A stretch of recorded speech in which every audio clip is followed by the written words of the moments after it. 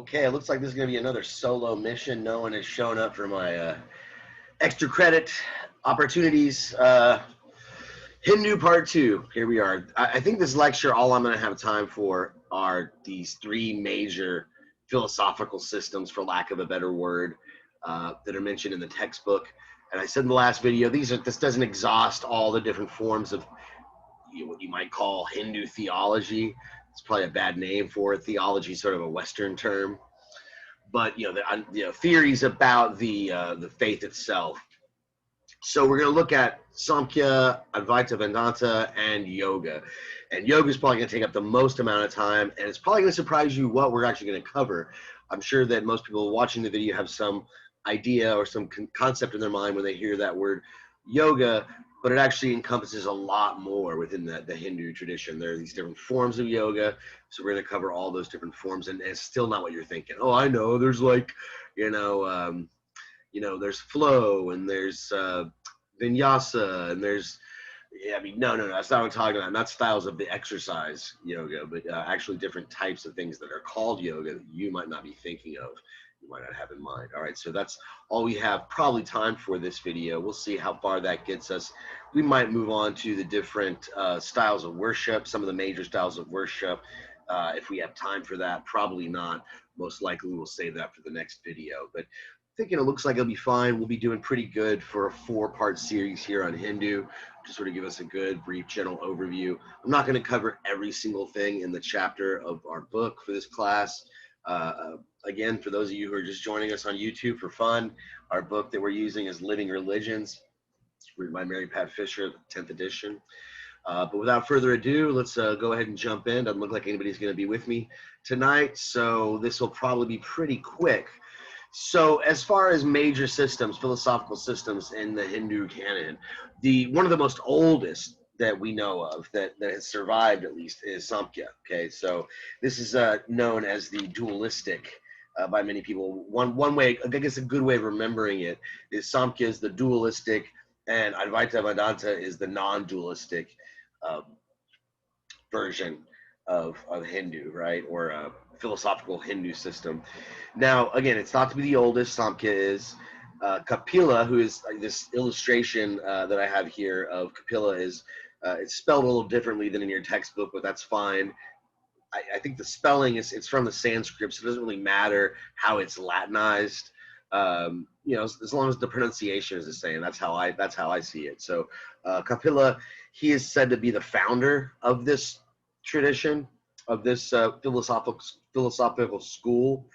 And if you look to some other traditions that we're going to be studying next, like namely Jainism and Buddhism, many of the principles in this school, Samkhya, can also be found within Buddhism and Jainism. So it's thought to come before them.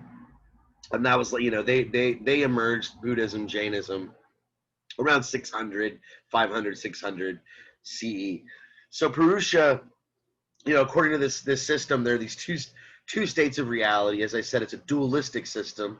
So there's these 2 levels, 2 states of reality, and Purusha is the self. And even some Hindu schools outside of Samkhya will use this notion of the self, Purusha, as the eternal cosmic self from which the entire universe is composed. And even the caste system is, composed of all these different parts of Purusha. But within Samkhya, again, it's the self that's eternally wise, pure, free, beyond change, beyond cause, the transcendent reality. Sounds a bit like the Brahman of the Upanishads. Prakriti is the other side, the flip side of this dualistic reality. It's the cause of all that is material, the temporal appearances which bring us happiness, but also misery, right? There's a story of Indra that was in the original version of the text that I used, the 7th edition. There was a little story of Indra from one of the Vedas, where Indra, the thunder god, comes down in the form of a boar. I can't quite remember why he does that, but he's a pig, a boar, and he really likes it. He loves to wallow in the mud, and he really enjoys it. He has little piglet kids, and he starts getting attached to these little piglet kids, and all of the other devas, all the other gods, are disgusted by his behavior. They're like, this is unbecoming to a god. You should not be a pig. And he totally forgets about being Indra. He totally loses his true self, his divine nature, because he's so attached to, the pleasures of the carnal, the bodily, of the material. And they have to trick him into, I think they can make him lose all his pigs or something, all his little piglies, and it's really sad. He goes through all the suffering, and then realizes that it's better to be detached from all this stuff. But I digress. The idea here is that all of our suffering, all of our unsatisfactoriness is stemming from this false confusion of these two states of reality, right? We take the material universe to be the real transcendent universe, and all these ideas and notions that are transcendent and seem out of the way, we see those as the sort of false and the temporal and the fleeting. So again, we mistake Prakriti for Purusha, right? We mistake the material for the eternal true self. We have to properly distinguish these two. So moving on then to the next system that's mentioned in your textbook. These first two we can knock out pretty quick. The yoga might take a little bit longer. So let's look at Advaita Vedanta. This one is thought to have been founded by Shankara. So that's this painting here I have pictured is of the sage Shankara. He devised the system according to tradition. It's a monistic, non-dualistic system, right? Remember we learned that the word monism in chapter 1. So there's only one reality. Primarily this philosophy is based on a reading of the Upanishads, which we covered in the last lecture. The idea is that Atman is Brahman, right? It equates the two. This is the insistence of Shankara. They're actually one, and that material life itself is an illusion. Again, I think this is a little different in our textbook. I'm not really sure if they make this analogy, but it's a typical analogy that you're going to hear, right? Are the waves separate from the ocean? Shankara will say no. We can look at them as different, but without the ocean, they're nothing. They're really a part of it. They're not separate. They're fleeting. They're intransigent. But what is always there is the sea itself, and our self, this ego that we construct and we picture as ourself, is an illusion. It's just a drop in this ocean. We have to let go of that and see ourselves as one with all of this cosmic order. And many of you may have heard of this phrase, the veil of Maya. So Maya is seen as this force, this bad force in the universe by which the absolute veils itself, makes itself elusive and hard to see for those who aren't spiritually adept and ready for the truth, right? Able to let go of that subtle self, that ego that just taps away. Actually, I said subtle self, but you're looking for the subtle self. You're looking for that Atman. You want to let go of that material self. So, for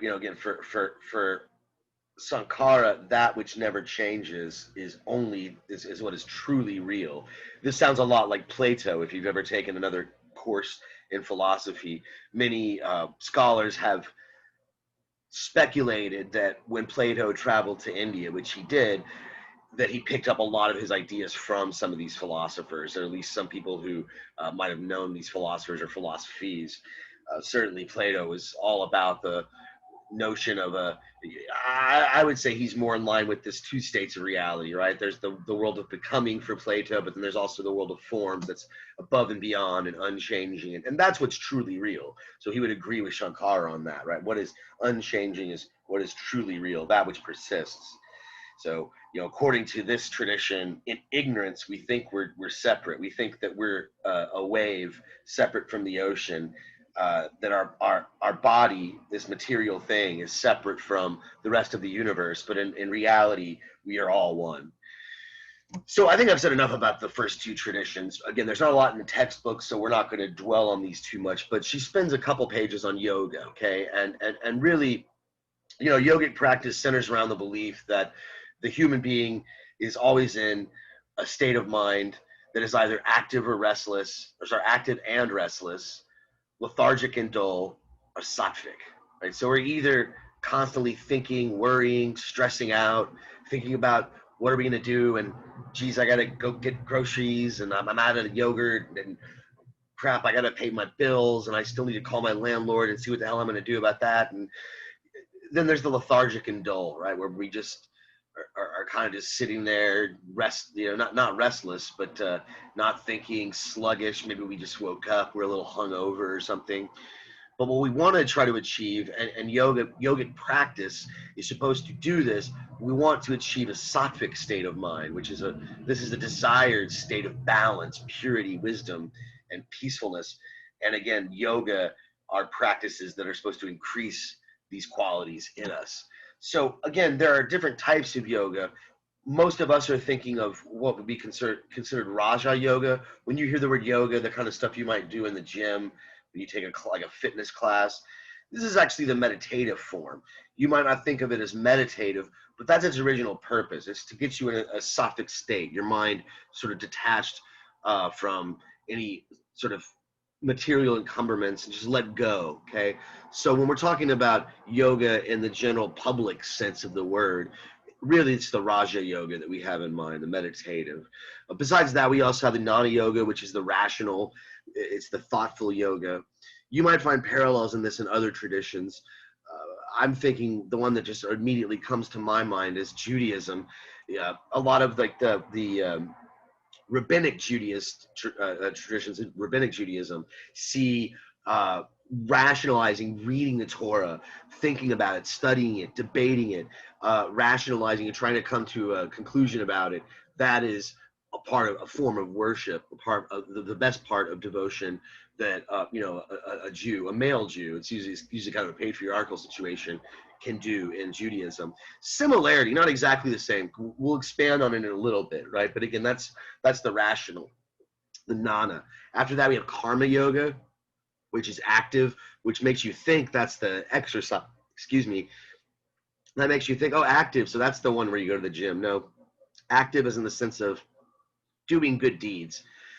Like giving to charity or helping, reading a book to a kid or something, or babysitting for free, something like doing something good, like a selfless act. Okay.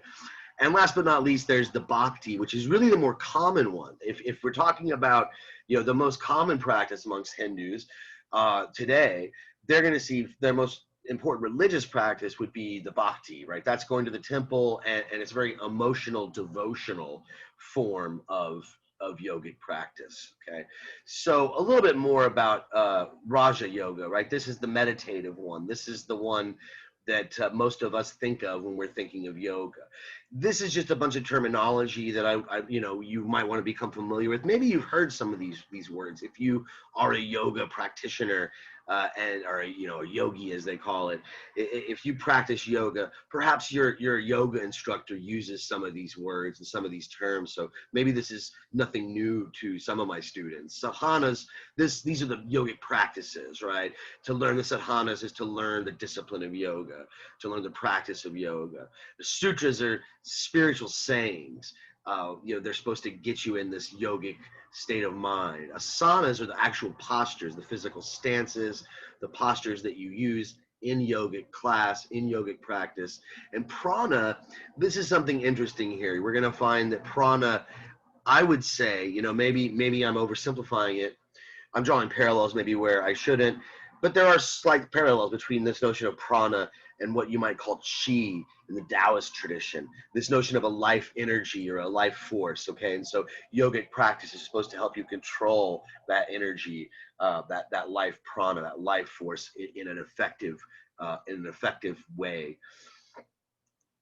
So chakras, okay, these are the pathways of prana. These are the pathways of the body. We'll look at a couple illustrations here of the seven chakras. But this is where, if you do yoga, some yogic practices aimed at directing the prana through these pathways. There's a proper method to do this, apparently, meditative practice. This is kind of esoteric, I would say. Most of the time you go to the gym, you're just going to be doing some poses. They're not going to be trying to guide you through the chakras. That's kind of a specialty item there. Mantras or mantras, we talked about this. This is a term we've seen before. This is stuff that we saw in the Vedas, but it's just a sound that is used like Om or Namaste.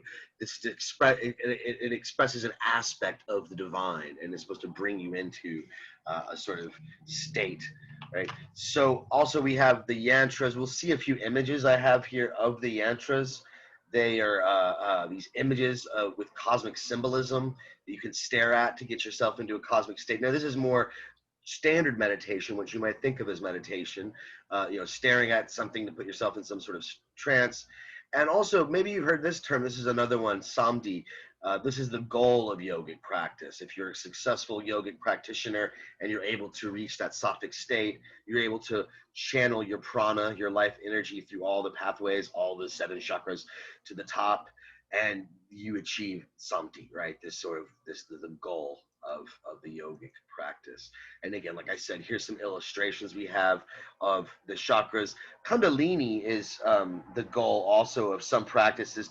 Again, raising this energy from the lowest base chakra, right? What's being labeled here is the Muladhara, right? Right here, it's sort of below the abdomen. Here in the picture, and just sort of starting here at the bottom, the Shakti, through the Muladhara, all the way up to the top until you reach understanding and will, right? All these 7 chakras through the top. 2, 3, 4, 5, 6, 7, or 7, right? Yeah, exactly. So again, I don't know a whole lot about this stuff. I haven't really got into Kundalini practice. Most of people will associate this word with sexuality, though. A lot of people use actual sexual activity to try to. That's sort of what it's known for. I know, much to the chagrin and annoyance of Hindu practitioners from India, but the Westerners, when they hear the word Kundalini, they typically think of using yogic postures during sex to try to achieve this sort of thing.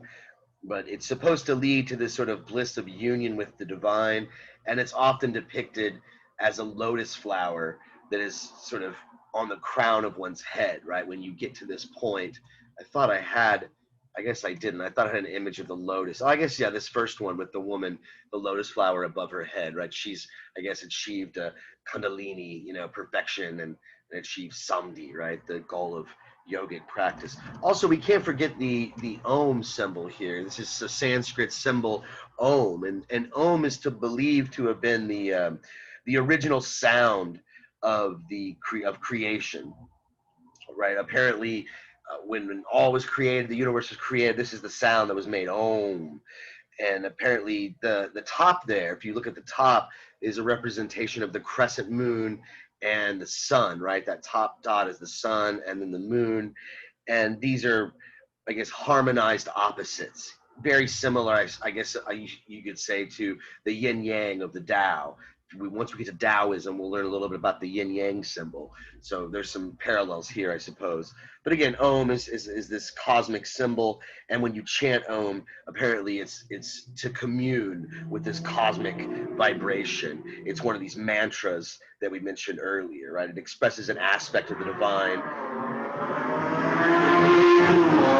Sorry, I live by a very loud street where people like to do drag racing on the weekend. So if you hear that in the background, that's what that's all about. I don't know if you could hear that from the microphone. But anyways, Om, again, is one of these mantras that expresses an aspect of the divine. And when you repeat these sounds, it's thought to have sacred effects. It's believed to evoke a reality that is named. And again, Om, because it's the breath of creation, is supposed to tune you in with this cosmic vibration of all life and all being, all that is. In fact, I believe the word Om, it means literally being in Sanskrit, all that is. Okay, so I mentioned yantras earlier. I told you I'd show you a few pictures of them. Again, when we get to Buddhism, they have something similar to this, to the Tibetan Buddhists. Okay, I won't get into that too much yet. We'll talk about that later when we get to the Buddhists. But yantras, these are supposed to put you in a meditative state. It's also a part of certain yogic practices. Probably not the stuff you'll see at 24-hour fitness if you go to the gym. But yeah, this is what the yantras are going to look like. Some of these scans aren't so great, so I apologize, okay? But they're, they're a bit like op art, if you're familiar with op art in museums. That's very modern stuff. But you look at it, it kind of throws you off. Some of these lines create an optical illusion. And again, you're supposed to sort of lose yourself by staring at these long enough. So I think we've said enough about the Raja Yoga. That's the more popular one. Let's say a little bit here about Jnana Yoga. I don't have a whole lot to say, but this, remember, is the rational yoga. This one sees ignorance itself as the root of all of our problems. One big mistake, of course, this might not come as a surprise given what we've said so far, is this idea that we're separate from the absolute, ourself. We have to forget about this and rationalizing it, asking these questions: who am I? What is the self? Is the self my body?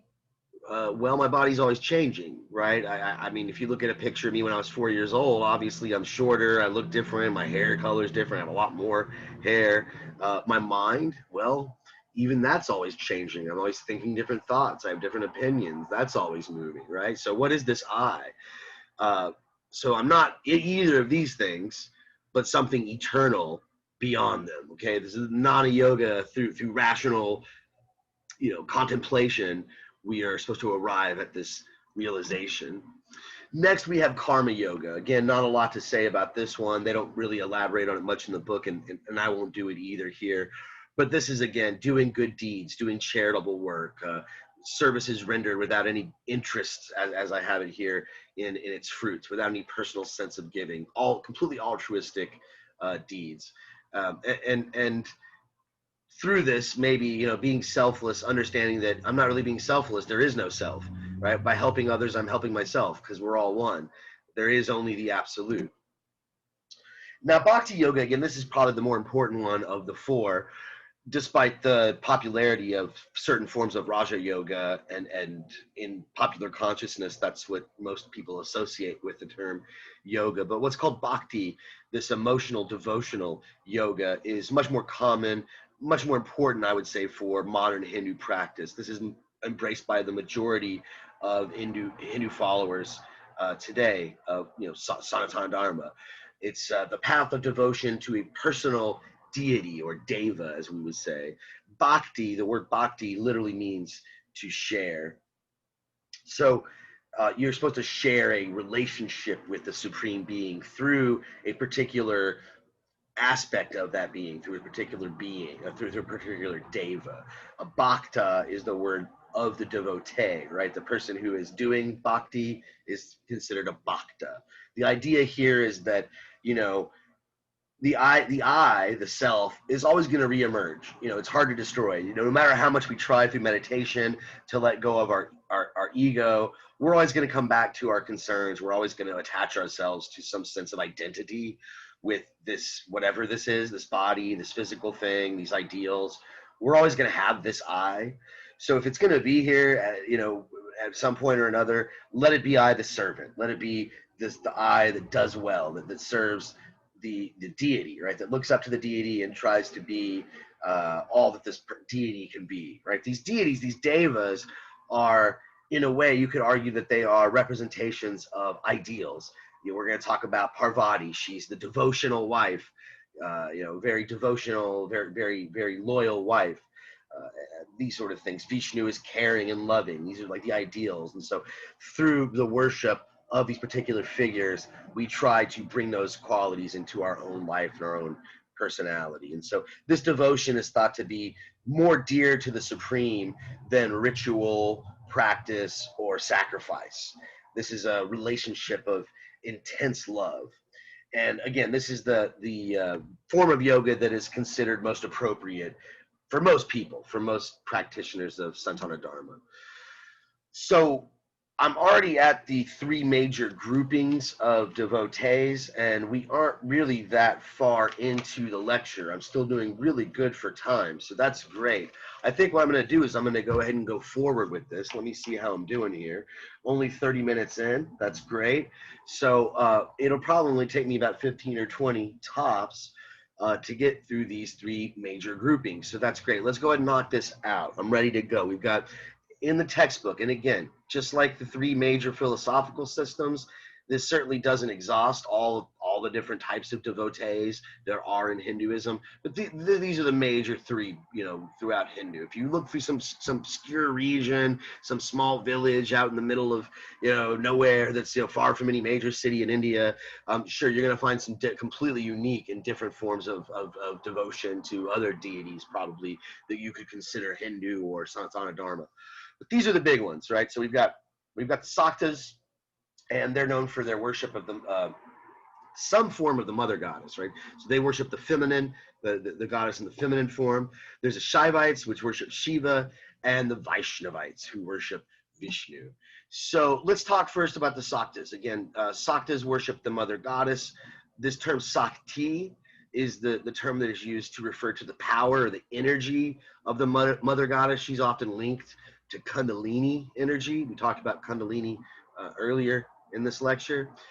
Tantras are the texts that are associated with her, and they're supposed to instruct the worshipers how you're supposed to honor the feminine divine. So here's a picture of Durga, the mother goddess. She's one of the forms of the feminine. She's often represented as a beautiful woman with a gentle face, but she has these 10 arms that hold all these different weapons that I'm not sure all the symbolism behind them, but each of the weapons will represent something different, and these arms have different weapons to vanquish the demons, right? Here she is pictured often. She's pictured with a lion, right, as one of her animals she rides on or that accompanies her. So again, this is Durga, sort of the nicer, the mother goddess. There she is vanquishing some, bad-looking guy. I mean, I guess maybe he's a demon of some sort or something. That lion's looking pretty ferocious there at the bottom right corner. So again, Durga is one form of the goddess. The other one that's probably more well-known in the West because she's so morbid and kind of evil and sinister looking. Sinister was the word I was really originally looking for, is Kali, right? So Kali is this fierce form of the goddess. She's often seen dripping with blood, carving, these men up and they're chopping their heads off, right? She's carrying her sword and her severed head in one hand and wearing a girdle made out of arms, you see there. Made out of skulls around her neck, right? Or sometimes these are just like, I guess, decapitated heads. But this one you see her with skulls, right? So she looks demonic and evil, but really, despite all this gruesome imagery, she's often really seen as a figure of transformation. She's a figure of change, and I guess change can be pretty scary sometimes. So maybe that's one thing. She's a figure of transformation. She was. There are many different stories of her origin, but one of them has to have to do with the fact that she was once a beautiful goddess that was decapitated, and then her body was put onto the body of a prostitute. So this is part of the origin of this. But anyway, despite these symbols and all this sort of evil-looking imagery, she's supposed to be, a decent figure. At least she's a necessary good figure. Overall, she uses the sword to cut away impediments towards truth. She opens her arms to those who love her, and she's often honored with animal sacrifices. That's what makes Kali worship is still very controversial in India today, especially to the outside, to Westerners. They really, when they see some Kali worship, they still do involve some animal sacrifices in certain regions. So, I mean, this goes back to ancient times, right? Female worship, we were talking about this in the first lecture. There's evidence for female worship going back to the Indus River Valley. If you look at some of those figurines that we looked at, and female worship has often been associated with nature for what I think are pretty obvious reasons, right? So the Ganges rivers, the Ganges is also seen as a feminine, right? As a female sacred presence to the people of India. So this is sort of the triumvirate of the Hindu gods. These are sort of the three major Hindu gods. And before I move on, let me say one more thing, and we're gonna actually kind of elaborate about this. When it comes to the Sakti worship, right? The Saktas, the worship of the feminine. Even when we move on to some of these other gods, the Devas, the Vishnu and Shiva in particular, Sakti worship itself can also be incorporated into the worship of some of these other deities. because each god is thought to have a female half or a female consort. They're often portrayed in very close physical embrace. Sometimes they're even half and half. I think I have some slides later on of Shiva where he's half woman, half man. So this is supposed to signify the unity of male and female in the oneness of the divine. In an ideal marriage, husband and wife are seen as sort of spiritual partners. And so each of these male deities, again, will always have a sort of female half. Marriage itself is a vehicle, it's seen in the tradition. It's seen as a vehicle for spiritual discipline, right? It's part of one of your duties as a Hindu to get married. It's a service you perform to your family, to your community, and to advance yourself spiritually. Although this ideal of liberation, the liberation from samsara, that cycle of birth and death, it's traditionally been intended for men, right? So this is another really controversial thing about the Saktas, the worship of the feminine. Sometimes historically has involved the cremation of widows. So the widow would throw themselves on the funeral pyre when their husband was being cremated because they thought that was what their proper role was. Their husband was being buried with all of his treasures and all of his property, or he was being burned and cremated with all of his property. And so they thought that because his wife was his property, she should be burned with him as well. And so the woman would throw herself on the pyre. That was seen as like the most devout thing you could do. And many people really frowned on that, especially the British when they came in, and they tried to outlaw that.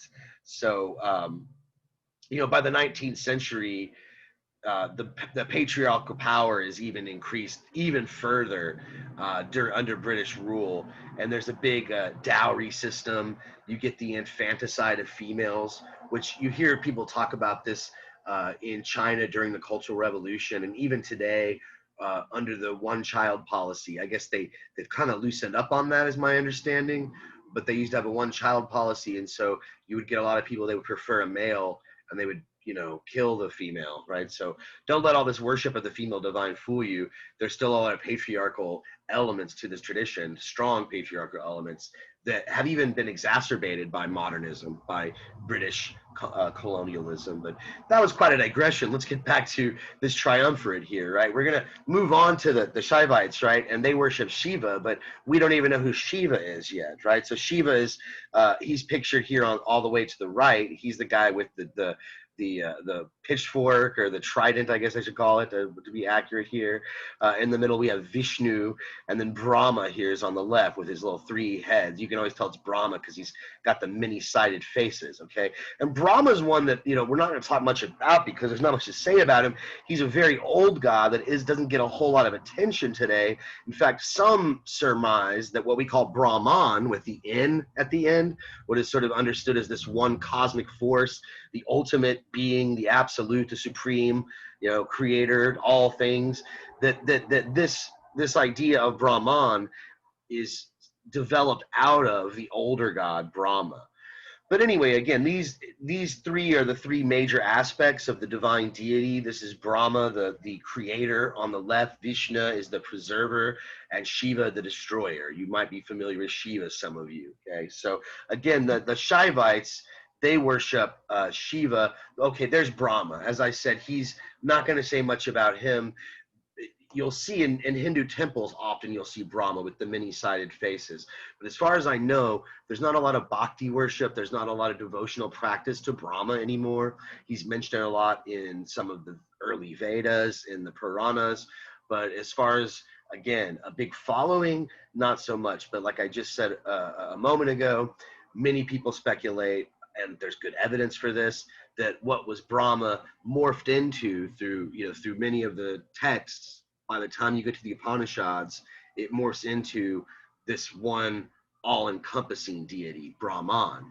So again, back to the Saivites. They're the ones that worship Shiva as the totality. He's seen in his many aspects. Even though he's one of the 3 major aspects in the older systems, he's kind of worshipped as the totality by the Saivites. The female consorts, right? These are the female halves of Shiva. He has many of them. They are referred to as Saktas. Now, Parvati, we'll see a few images of her in a moment. She's his devoted spouse. She's the most famous of the Saktis. She's his wife. And then there's also Ganesh, who's a very famous deva in his own right. He's the guy with the elephant head, the Shiva's son. Again, here's some images of Siva. The one on the right is sort of a common way he is portrayed here with a circle, and he's got his many arms. Sometimes there's snakes around. Now he's again the destroyer, so he's a destructive force, but he's often depicted gentle. Well, I wouldn't say gentle, but calm or controlled. Like he's controlling his urges, which is kind of weird. He's a destroyer, but he's seen as very chaste, right? Like he's holding back this powerful energy, right? There's a pretty ominous image of him with all the arms, right? Sometimes he's displayed. I don't know if I got an image of this. I'm looking. No, I'm not seeing it. Sometimes he's portrayed over the image of like a slayed demon or something like this. There he is with an ox. Now, again, I mentioned his other half, Parvati. Here's some images of him with his female consort. They're united together, and there he is alone. There he is separate. He's got Parvati and Ganesh. They're together. But to many yogis, right, for yogic practice, even though he's a destroyer, he's seen as, come on, he seems like pretty intense. He's also seen as a symbol of asceticism. If you remember that term, asceticism, this philosophy of, depriving oneself of sensual pleasures, holding back from sexual pleasures of the flesh, food and drink and lovemaking. So he's, again, there's one tale where he swallows poison, which threatens the entire universe, in order to neutralize the poison with the power of his meditation, right? He's able to sort of hold back all the uncomfortable effects of the poison. So again, he's got these various Saktis, but the one that's most famous is Parvati. She is this devoted spouse, right? Who, has this cosmic energy that frees slowly. When they come together, this cosmic energy frees slowly at their union, seeding and liberating the universe. So ironically, even though he's seen as a destroyer, there's this connection between creation and destruction. In fact, some Hindus, see him as a creator and a destroyer simultaneously. I guess that doesn't leave much work for our old friend Brahma here, right? Remember, he was the creator deity. It looks like Shiva, in a certain sense, has kind of taken over his job. He's destroyer, and every time you destroy something, there's a creative force that's let out. So Ganesh, now he again is the son of Shiva. The story is that his head fell off because Shiva wasn't a very good babysitter, and Parvati was like, "Where the heck is he? What'd you do with him?" And he's like, "Oh, he's fine. I don't know where he's at." And he just found an elephant head and popped it on top of him. That's one story I've heard. I definitely gave you the super short version, right? But it's rather comical and seems rather blasphemous, but that's the story. And anyway, he's a pretty important figure. They have festivals around Ganesh. There's a Ganesh Day, and he's the guardian of the threshold of space and time. He's often invoked at the beginning of any new venture, right? Whenever you graduate from high school or college or something like this, you invoke the good luck from Ganesh. I'm starting a new business. Let's invoke the luck of Ganesh, right? So the lingam and yoni, these are mentioned, I think, very briefly in your textbook. I can't remember if they're in the 10th edition or not. They certainly are mentioned in the 9th, but I don't think they take any pictures of them. You might find these in a temple of Shiva. What does that look like to you? Use your imagination. Okay, I'll tell you. A phallus and a lingam. Okay, phallus and a vulva. So if you don't know what those words mean, look them up, children. College words.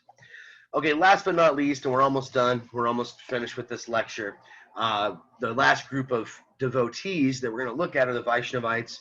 They're the ones that worship Vishnu as the divine, right? He's this beloved deity, the merciful, tender deva. And he's been going, he goes back to Vedic times. He's been worshipped since Vedic times. The notion is that the world itself, the universe, is continually reborn on a lotus that grows out of Vishnu's navel. and he's considered to have appeared in many earthly incarnations, sometimes even as an animal. He is often one of the only figures you'll see as a person. He's a supreme deity that comes down as a person.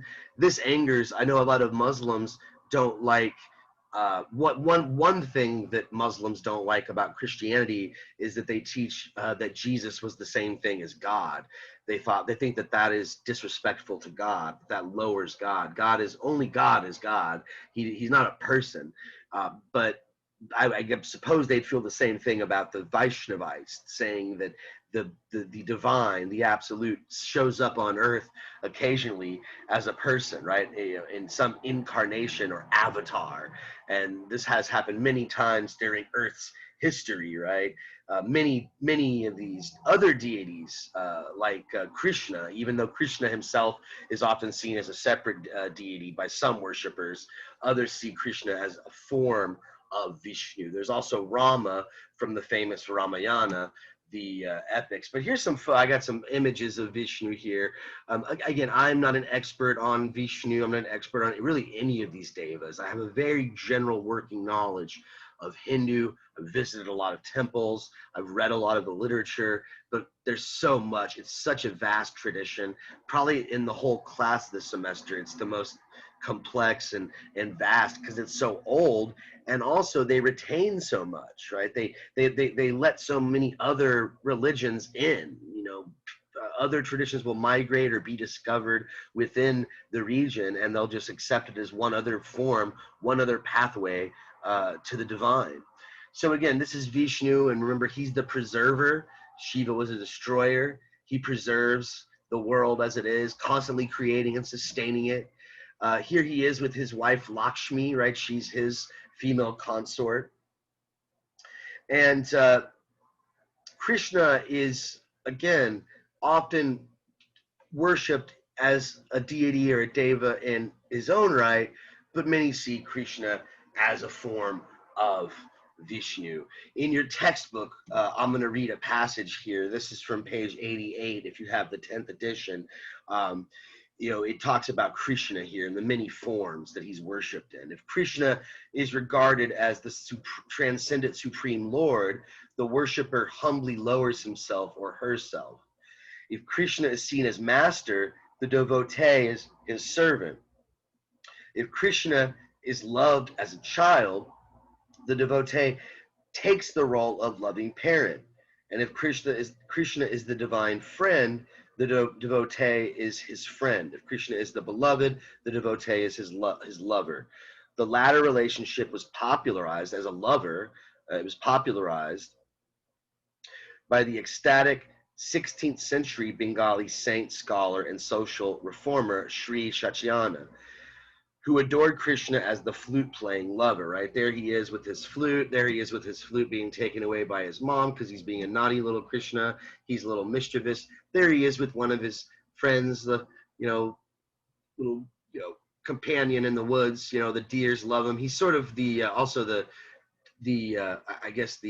Saint Francis type. Saint Francis was a Catholic figure who the animals loved, right? He has this love of animals. But continuing from where I left off in that quote, right? The Bengali scholar adored Krishna as a flute-playing lover, and following the Sri Chaitanya, the devotee makes himself, if a male, like a loving female in order to experience the bliss of Lord Krishna's presence. It is this form of Hindu devotion that was carried to America in 1965, organized as the International Society for Krishna Consciousness. So if you've heard of Krishna and you're living in America, then that's probably what you know him by, right? Hare Krishna, the Hare Krishnas, right? They're the ones that go around chanting Hare Hare, Hare Krishna, right? This is a mantra. This is a devotional hymn. It's supposed to put them in a trance in this sort of loving, emotional state, and become one with Krishna, right? Lord Krishna, the love, right? And the followers are known as Hare Krishnas. Let's back up a little bit and say a little bit about Lakshmi. I didn't really say much about her. I don't want to skip over her, but let's end our lecture on Lakshmi, and maybe we'll preview a little bit of what's to come. In the next lecture, we're going to look at the epics and the Puranas, and maybe even get to the caste system, depending on how long it takes me to get through those epics. So again, this is Lakshmi. She is the wife, the female consort of Vishnu. She's an ancient goddess who is often worshipped in her own right. So you'll see images of her throughout Hindu temples if you visit them. And she's often associated with prosperity. She's wealth, prosperity. You see she's got gold coins there that she's just dropping. I guess she's letting it rain, bling, bling, whatever. So again, she's associated with regal power and prosperity. She's very noble and classy, right? And just, wow, look at what a classy woman. Look how she holds herself. You got to give her respect, right? That's Lakshmi. So the epics, that's the topic that we're going to start on the next lecture. I'll be doing that in a couple days and posting that on YouTube as well, and putting it on the class website. We'll talk about the epics. And I mentioned in the first video, the epics are probably the more popular of the scriptures. These are the ones that most modern Hindus are going to be familiar with. They're the ones that they celebrate, that they reenact at their festivals. And so these are very important. So we better leave these for the next lecture, and we'll go ahead and stop it here. So thanks for sticking around till the end of this video. Looks like it was just me solo again. Hopefully next time I'll get some students that are going to, take advantage of these extra credit opportunities. But, as long as somebody got something out of it, I'm happy. You can always go back and rewatch it, students. Take good notes. Get ready for that Hindu quiz that's coming up. And as always, I hope to see you guys on the other side.